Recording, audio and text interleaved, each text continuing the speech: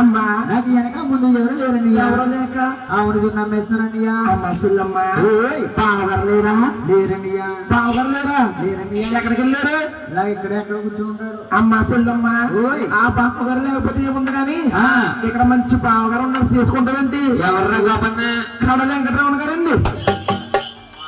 వాళ్ళ ఆవిడని డిగ్రీ చేద్దాం ఆవిడ ఏమనుకున్నావా అమ్మా సెల్లమ్మ నువ్వు ఏ పని చెప్పినా చేస్తారు అబ్బా ఏం చెప్తాది నువ్వు గట్టి కోసరమంటే గట్టి కోసుకొ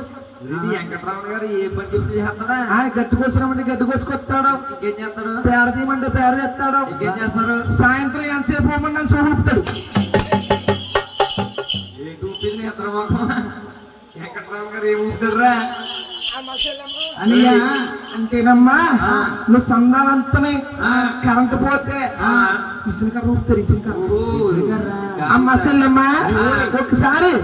మీ ఆవుని దొంగ కేకమ్మా అదిగో నీ లోకల మీద వేస్తుంది అన్నయ్య నువ్వే కాకేరా గోపన్న ఆవుల్లో పుట్టానన్నా ఆవుల్లో పెరిగానన్నా కాకేరా నేను ఆ ఊళ్ళో పుట్టానా మరి ఎక్కడ పుట్టావు నేను ఆ ఊళ్ళో పుట్టలేదండి ఎక్కడ పుట్టారా మా ఆవిడ రెడ్డి గారు హాస్పిటల్లో పుట్టాను ఎన్న వార్డు నాకు 14వ వార్డు అండి ఈడిది 15 బాత్రూమ్ పక్కన బాత్రూమ్ పక్కన అమ్మ సెల్లమ్మ